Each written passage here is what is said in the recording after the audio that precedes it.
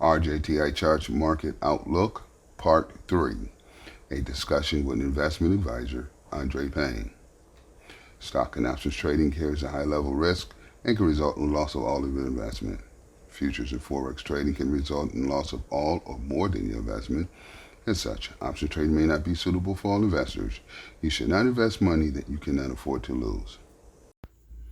All right, today is March the 6th, 2023. We're picking up where we left off at on March the 3rd, 2023, Friday. RJTI Charts is here conversing with Andre Payne, financial advisor. So far, Andre, what we covered Friday, just as a recap, we talked about the SP 500 DOW and the NASDAQ, where we said that the algorithms offer that there is a severe drop coming, and the time frame could be anywhere between year 2023 to 2024. We talked about the bond market, that we should see a flight to quality. The Treasury yields should move lower because of that flight to quality. We talked about the fact that the U.S. dollar has still some very large upswings coming that could produce anywhere between another 5 to 10% move to the upside. We talked about the VIX, that it very well, more than likely, is going to pop, similar to the pops that we've seen in the year 2020, when it went up to 85 points. And also, we showed gains in the VIX in the year 2022. So we're still bullish on the VIX. We talked about the fact that the FOMC is in a pickle. And we also talked about the situation with China, Taiwan, United States, and we added Russia, Ukraine to the picture also. Right. Correct? That's correct. Okay. We talked about the fact that the tensions are going to increase between China and United States. And one of the focal points of this situation is the semiconductor firm TSM, Taiwan Semiconductor firm. And we also talked about the fact that, as you mentioned, maybe you want to elaborate on this, about a gray swan. Matter of fact, go ahead and tell me what you're thinking about a gray swan. Well, right. That's the way I look at the China, Taiwan, United States, Russia situation, is that it's already there. We've already seen it. So technically, it's not a black swan. So I would have to call it a gray swan, if you will. Just the magnitude of what's going to happen has not happened yet. So, but it's still, I would consider it a gray swan. And right now, there's a lot of rumblings, there's a lot of talks, and even with the Taiwan semi situation, I know there's a movement here in the U.S. to bring as much chip production back here, because there are some people that feel the same way, that we are too beholden to this company, and to a situation where China could really kind of like muddle the whole worldwide, global market for chips because of our TSN. So Mm-hmm. yeah, but I would say it's a gray swan, and we could still see something happen there. It'll be unfortunate, but it's already understood that things could get pretty rough, pretty fast. We don't know; it could happen, any day. We don't know what China's plans they're putting together, but we know that they can make a move sooner than we think, and that could cause some major problems in the marketplace that'll not only affect TSM, but it'll affect the entire marketplace here in the U.S. Okay. Well, just for the record, we're deriving all of this analysis not from a fundamentalist standpoint, but based off what the algorithms are offering us. Um, Right. In 2020, we had already talked about the fact that a recession or even a depression could actually show up, between 2023 to 2025. And so this China United States situation could be the catalyst that spurs that because, tensions between China and United States definitely will have an impact on the markets globally. Exactly. Okay. Um, Now that we've recapped, actually, no, let me plug in that we talked about that the Japanese yen and the euro dollar had some potentially severe downside moves coming because of the expectations that we expect the dollar to really strengthen. So, based off of the algorithms, Japanese yen and euro dollars is definitely at risk of falling even further. Now, our algorithms is what leads us, folks, and there's some other things that we're going to try to discuss before we close this out,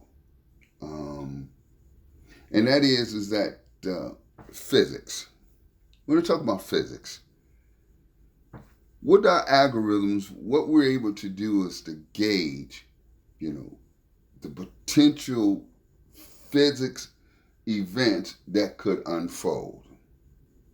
And from what we see from our algorithms, a lot of these companies out here are going to fall victim to physics.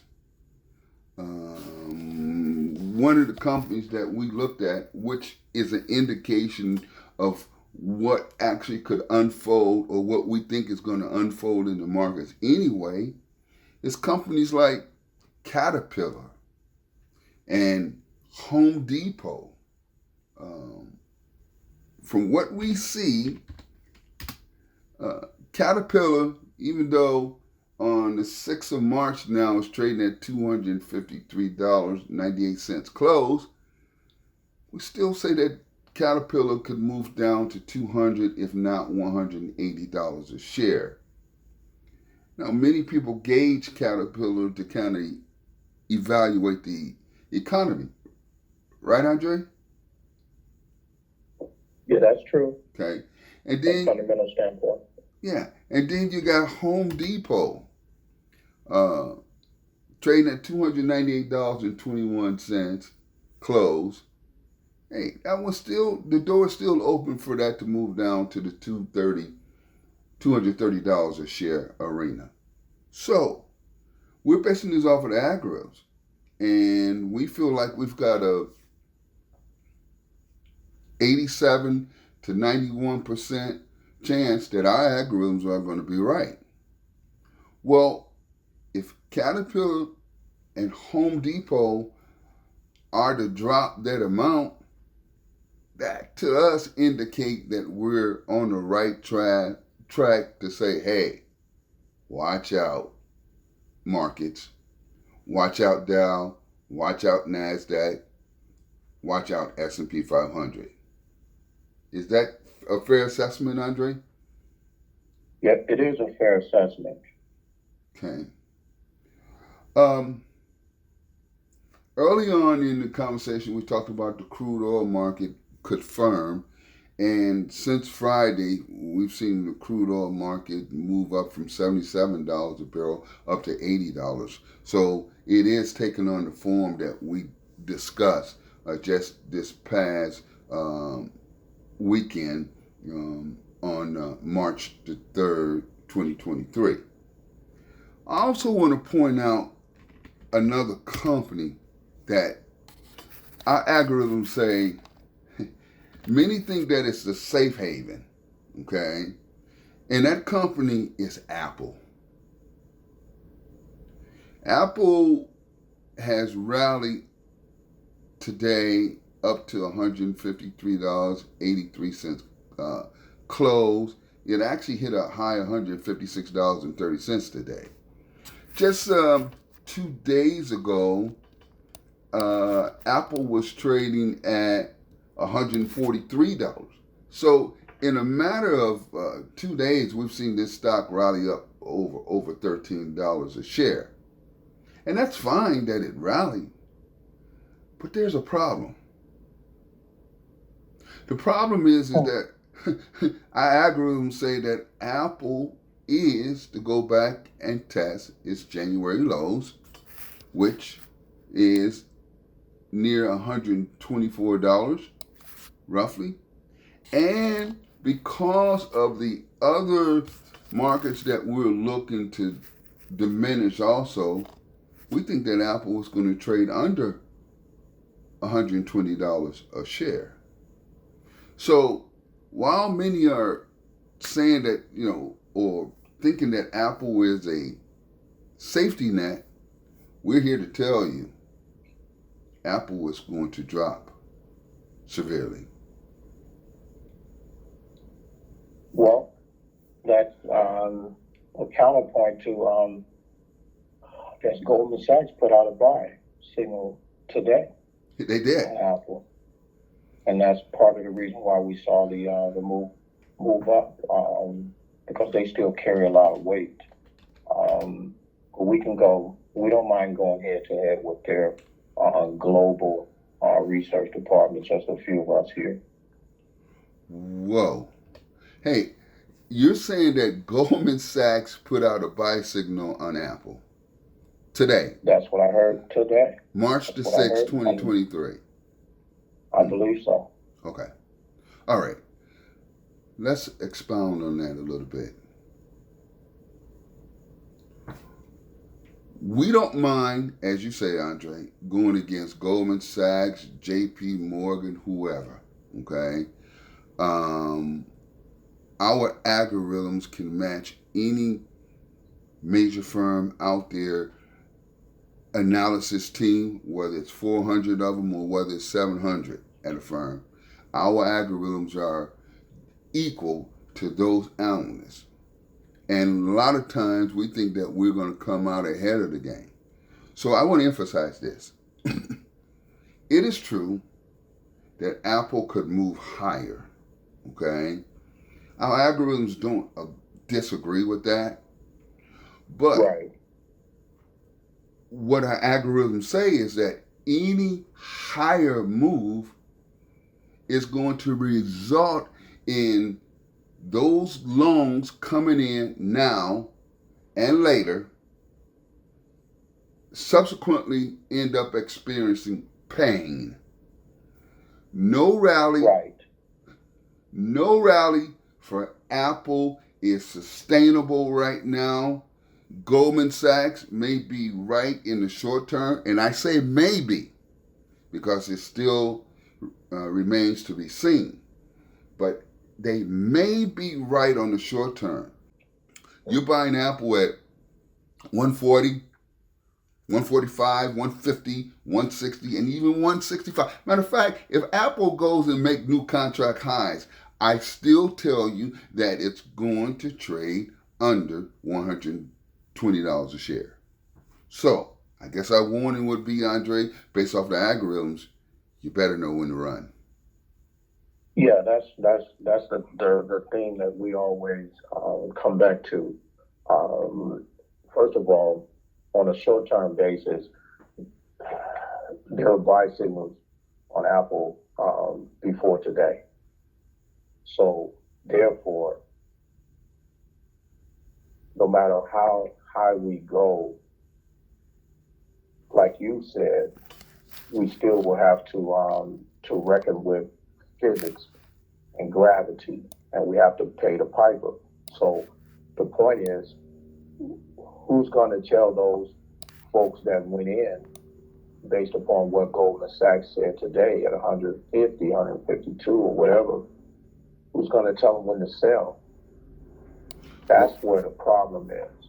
That's where the problem lies for the individual investors that are in these that are listening and taking these recommendations. They're lagging from a short-term buy perspective, and they'll lag on the sell, and that's what's going to cost the individual investors money. well, for sure. I mean, and we're basing it off of the algorithms. You know, I didn't know we was going to spend so much time talking about Apple, but let's just spend a little bit more time. It was in year 2021 when the markets were rallying feverishly. And at the highs, when most were projecting that Apple was going to go up to $200 a share, our algorithms generated a sell signal at $180 a share, which was Right.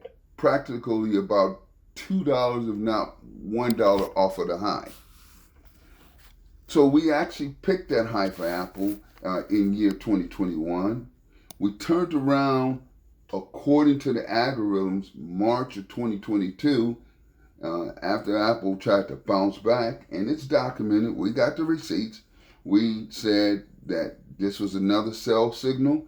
In March of 2022, we got a sell signal at $177.80. Apple went from $177.80 all the way down to $129. We missed our Right. target, by $1. Then they rallied Apple again, and we're like, what are they doing? What are these fund managers doing?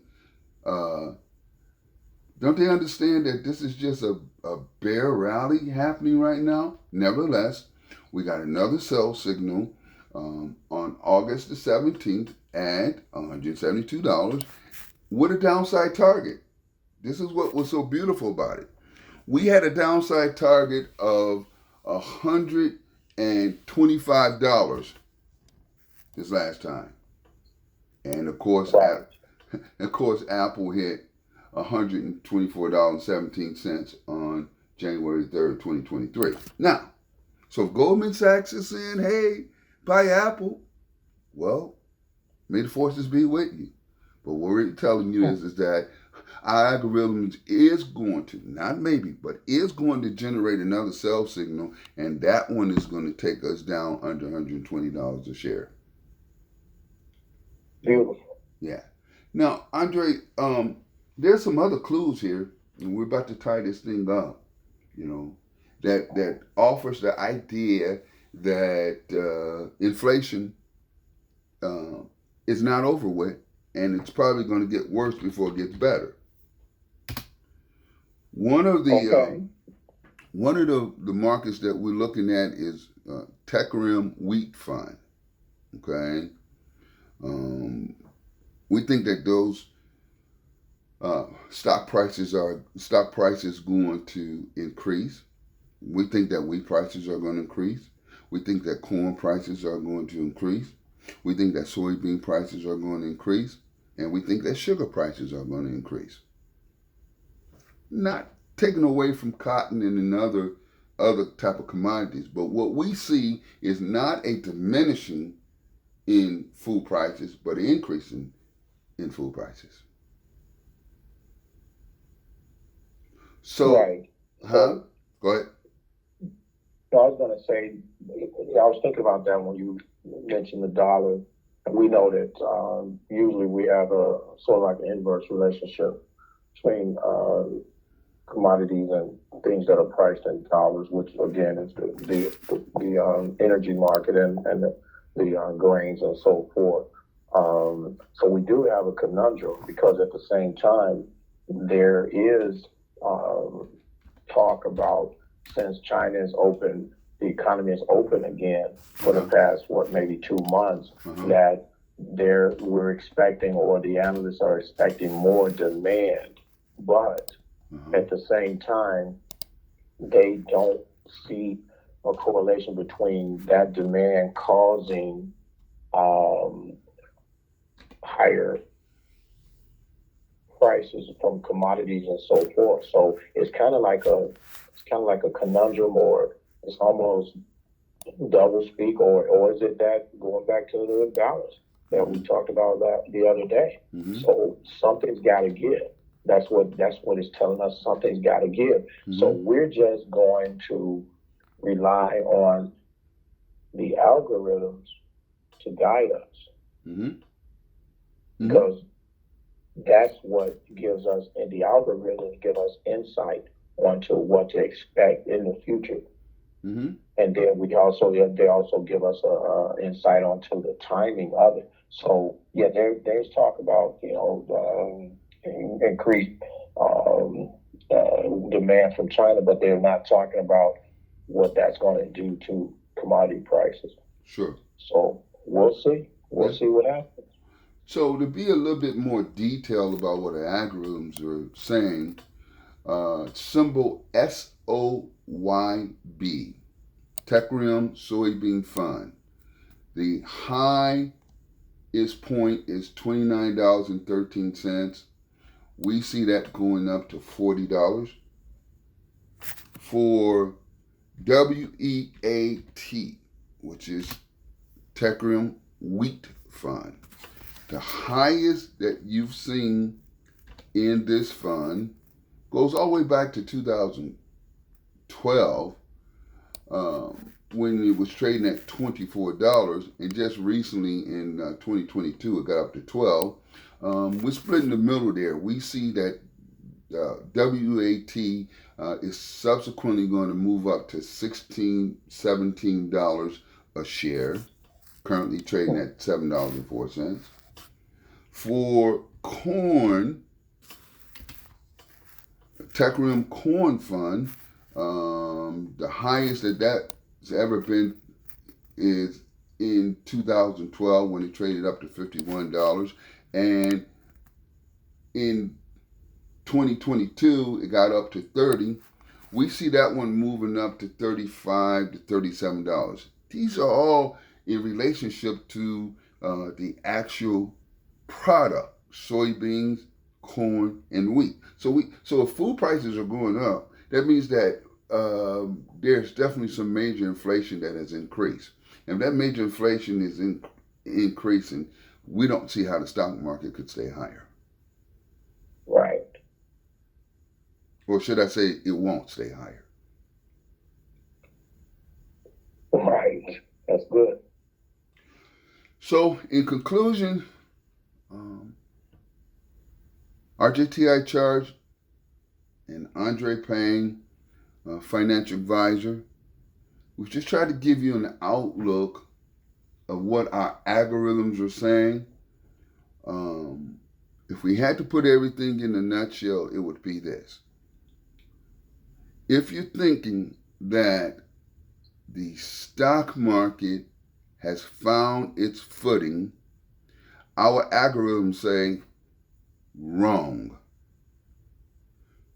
If you think that we're going to go up to 40,000, 50,000 Dow and sustain that level without moving down to 22,000 to 25,000 Dow after the fact or before it happens,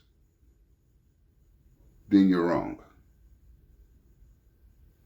You think that the SP 500 is on its way back to new contract highs and to move up to 5,000, 5,500.